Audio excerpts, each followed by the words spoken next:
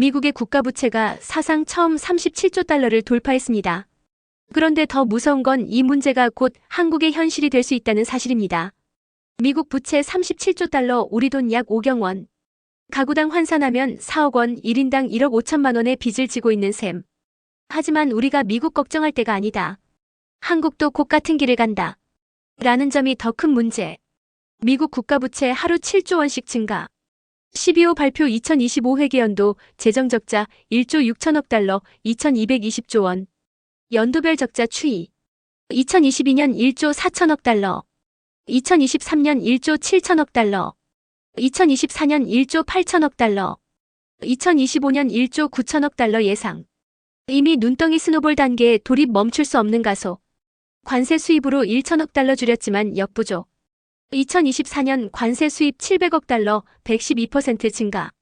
하지만 물가 급등, 복지 지출 폭증. 결국 수입 조금 늘어도 지출이 훨씬 빨리 불어난다는 구조적 문제. 미국의 국가부채 왜 이렇게 눈덩이처럼 불어날까요?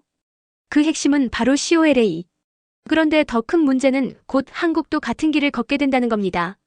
COLA 생활비 연동제 물가가 오르면 복지 지출도 자동으로 폭증.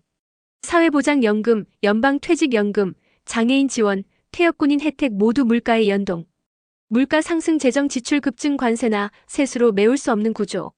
미국이 걱정되지만 사실 한국은 더 빨리 위기에 직면할 수 있다.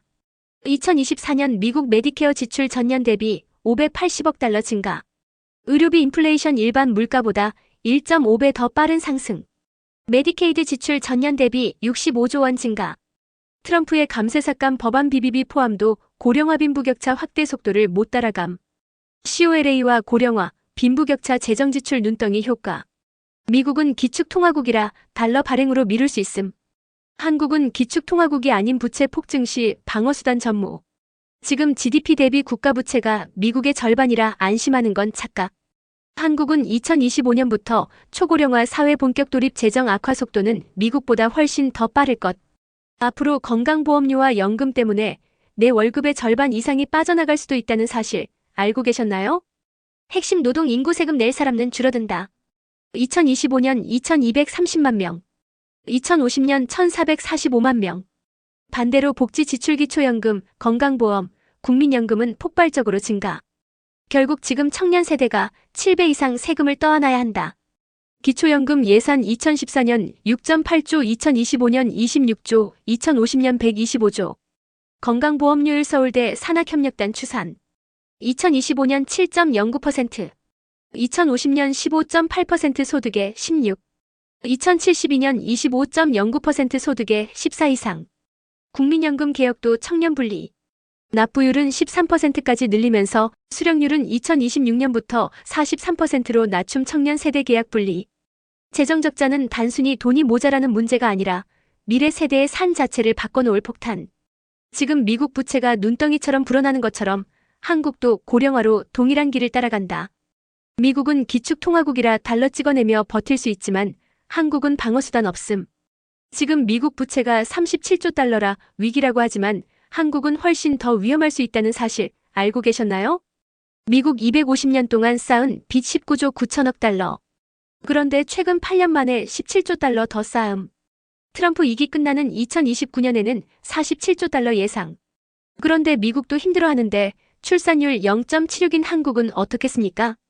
미국은 합계 출산율 1.6인데도 부채가 눈덩이처럼 불어남. 한국은 세계 최저 출산율 0.76 세금 낼 사람 급감. 2025년부터 한국 부채 증가 속도 미국보다 더 가팔라질 가능성 큼. 미국은 기축통화달러 보유, 세계 경제를 압박할 수 있음. 한국은 그런 힘없음 더 취약. 이미 한국은 2020년부터 재정적자 급증. 성장률 둔화 0%대 전망 계속. 생산연령 인구 감소 저성장 세금 낼 인구 줄어드는 구조적 위기. 이대로 가면 부채 폭탄을 감당할 방법이 없다. 미국 최근 12년 동안 부채 26조 달러 증가. 한국 같은 패턴 따라가면 단기간에 폭발적 증가. 미국은 달러라는 방패라도 있지만 한국은 방패조차 없음. 지금 남아있는 재정 여력 허투루 쓰면 안 됩니다. 복지 퍼주기식 지출이 아니라 미래 성장 동력 AI, 바이오, 신재생, 첨단 산업. 혁신 투자에 써야 대한민국이 살아남는다. 지금 한국은 미국보다 늦게 고령화가 시작됐지만 속도는 훨씬 더 빠릅니다. 이제 남아있는 재정 미래. 성장 동력에 투자하지 않으면 청년 세대는 상상할 수 없는 세금 폭탄을 맞을 겁니다. 여러분은 어떻게 생각하시나요? 지금 세금으로 복지 지출을 늘리는 게 맞다고 보시나요? 아니면 미래 산업에 투자해야 한다고 보시나요? 댓글로 여러분의 생각을 남겨주세요. 이 영상이 유익하셨다면 구독, 좋아요, 알림 설정 꼭 부탁드립니다.